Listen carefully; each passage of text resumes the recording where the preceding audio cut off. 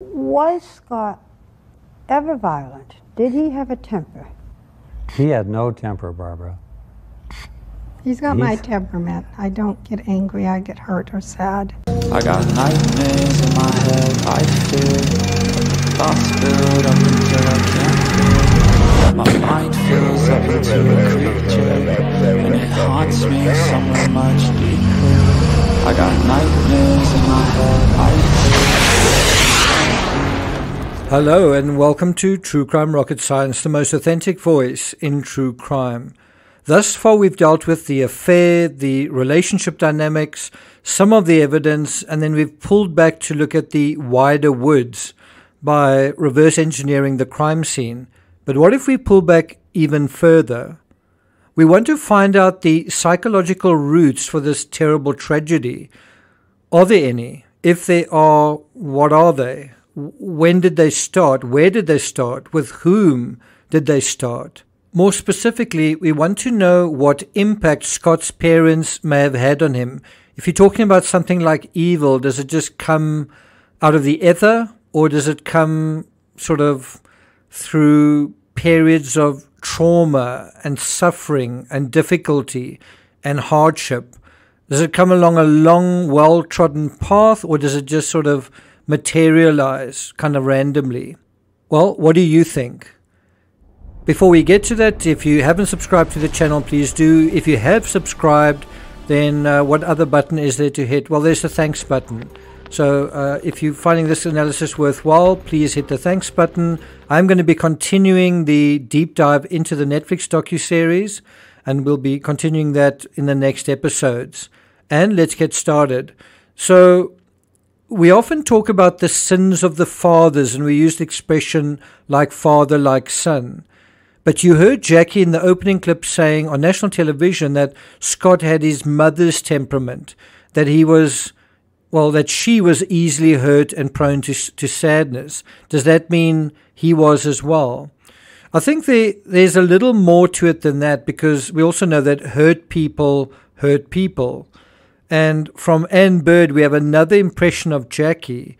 We have the sense of someone who might be mercurial at times, fickle at times, and temperamental. You might say, well, that's true of all of us. If Jackie did have a fickle bone in her body, if she did indeed have difficulty developing loyalty or connection to others, and I can definitely put my hand up, I'm not married, so maybe I have that same difficulty as well. But if that was something that was going on with Jackie, did she pass that on to Scott?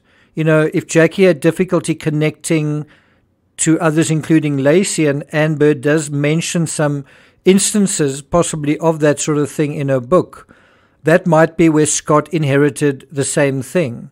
If one can say Scott was fickle, did he get it from Jackie? If we say Jackie was fickle, did she pass on that same fickleness to Scott? What do you think?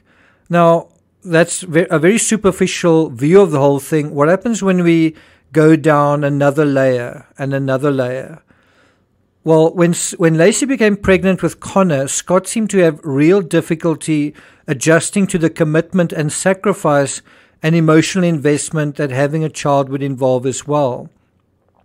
And something that I think a lot of us are aware of, but we haven't verbalized it, is Scott didn't seem to have any difficulty adjusting to Amber's child. Amber had a child. It wasn't like he saw that she had a child and that was a deal breaker. Amber's child was already there, already somewhat raised and attending school. And so why is Scott having so much difficulty with his own child, and apparently no difficulty at all with Amber's child? What's that all about? And that is why I think fickle seems to be a good description. Fickle means changeable, variable, right? Vacillating, changing frequently, especially as regards one's loyalties or affections. Isn't that what we're dealing with here? Now, you might say, okay, but that's harmless. There are a lot of people who can't make up their minds. What does that have to do with criminal psychology? How does that translate to the criminal mind? Does it? Does being fickle translate to that sort of thing? Having a change of heart, having a change of mind. What more than that? Well, let's go down another layer, another level to find out. In 2004, when Scott Peterson was on trial for murder, his family did some PR with the media. There was the interview with Barbara Walters. I've played a couple of snippets from that. That was in July. But a few months prior, I think in March, they sat down for a long-form, in-depth interview with a local publication called San Francisco Gate. I'll put a link to that excellent article in the description. And some of the article went down a predictable path. Quote, Scott was a good person. He came from a good family. That's why this is all a big shocker. That's Brian Testo, a San Diego dentist who played high school golf with Peterson. That's kind of how far they had to go back in time. You know, get a friend of his who played from high school. And then anyway, Testo said he was more of a leader, strong-minded person, confident in what he was doing. But Scott's failing business, his ill-timed affair with Amber and the murder of Lacey, as well as the aftermath of dozy, dopey, still infatuated calls with Amber that went on for weeks, that doesn't suggest a strong mind at all, does it?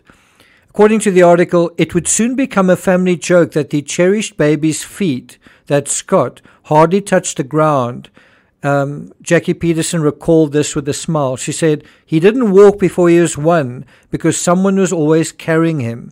And so here we have real evidence of coddling. And one would imagine a mother who coddles wouldn't have a problem with loving a child, would she? A mother who coddles would be, if anything, guilty of showering a child with too much affection, right?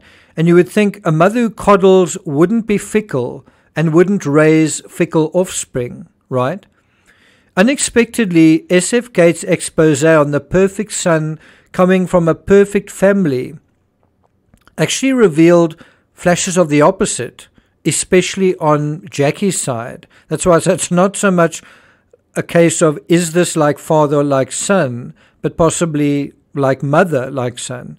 And so it turned out that Jackie's own father was murdered, which led to her mother falling apart. So Jackie's own mother, who would have been a model for her being a mother, Jackie's own mother fell apart, understandably, and so she then gave her daughter, right? Jackie, Scott's mother, was given up for adoption as well. So Jackie, well, I wouldn't say she was given up for adoption, but she was basically put into a school which pretty much amounted to giving the child away, right? So probably it's inaccurate to say that she was given up for adoption, but basically it led to Jackie giving up one of her own children up for adoption when she had a child, not just Anne, but another son as well. So Scott's own mother gave up 2 of basically his siblings, let's say half siblings, up for adoption. And what is it to do that? What is it to have a child, give it up for adoption, have another child, give it up for adoption, and then have Scott and treat him like a golden child? What is that if not fickle? Now, I want to get it right, what I said earlier. Jackie wasn't given up for adoption, but she was sort of put aside in a way. Let's deal with how the article describes it. According to the article, he had a patient called Jackie Latham. She was unmarried and pregnant for the second time, and once again she didn't feel capable of caring for the child. Now, obviously, Jackie Latham becomes Jackie Peterson. Now, according to what Ann Bird told NBC, she said, when I was 6 years old, my parents told me I was adopted. They explained that my mother, a nice lady, had felt ill-equipped to care for me, and that they had wanted a little girl just like me, and that they felt very lucky to have found me. I wasn't quite sure what that meant, but I wasn't at all troubled by it. Well, perhaps she should have been. She said, as far as I was concerned, they were my parents and always would be. Now, if Jackie felt ill-equipped to care for her daughter, did Scott feel the same about Connor? And this is where it gets really interesting and kind of troubling. According to the article, on December 21st, so think about the timing of this, also close to Christmas time, but this was in 1945, Jackie Peterson's father effectively Scott's grandfather. 36-year-old John Latham was killed outside his tire shop and salvage yard on San Diego's Point Loma Boulevard. At the time of his death, Jackie, Scott's mother, was just 2.5 years old.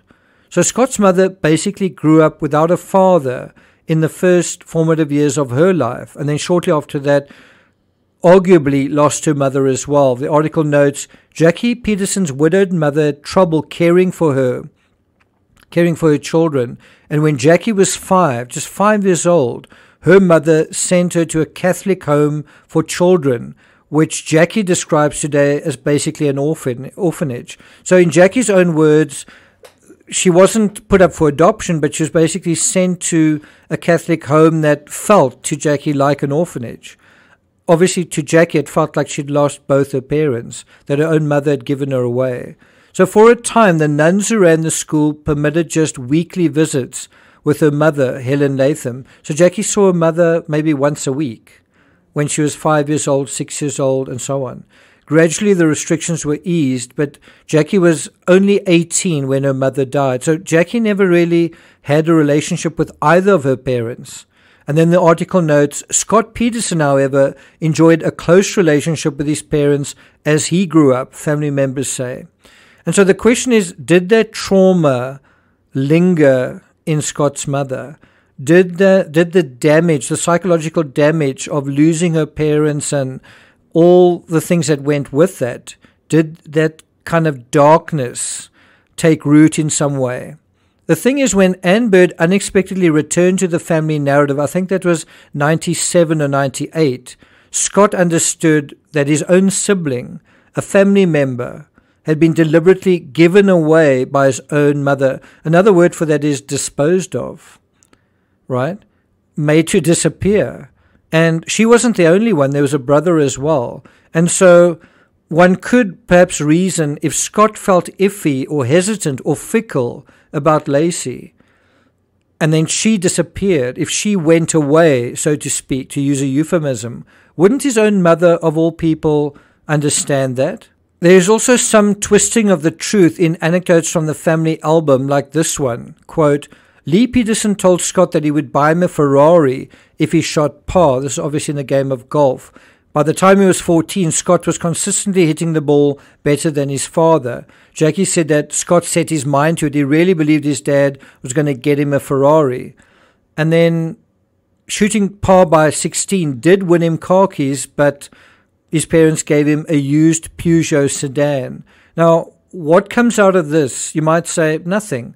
A lot of people say that, there's exaggeration about Santa Claus and the Easter Bunny and, obviously they weren't going to give him a Ferrari. But then think about it a bit further. Didn't Scott use the same flattery to deceive, the same exaggeration to draw someone in the same way that he was drawn in? Didn't he use the same thing with Amber? I think it's definitely food for thought. Scott also got a golf scholarship at Arizona State University, only to move back home after just a single semester. At Cuesto College, Scott missed qualifying for the state meet, and then he transferred to California Polytechnic State University. That's, if I'm not miscalculating, 3 colleges in 3 to 4 years. Is that fickle? Changing direction, changing schools. Also, he planned to major in international business, but then changed his major to agricultural business. You might say, wow, you're really judgmental. No, I also changed my studies many, many times, 3 or 4 times at university as well. And you might say, well, what was going on then? I might say, maybe I was struggling a bit with who I am, with my identity. Well, wasn't Scott as well? And what was that about Scott being a strong-minded person? So Scott was working as a waiter when he met Lacey. Lacey, though younger than Scott, graduated before he did. Going back to the article, while Scott Peterson finished his senior year, Lacey Peterson took a job in nearby Prunedale. Prosecutors allege that around this time, Scott Peterson had the first of at least 2 extramarital affairs. And I think there's more to say about that first alleged extramarital affair. Does anyone have a source for that information just more information on that first alleged affair?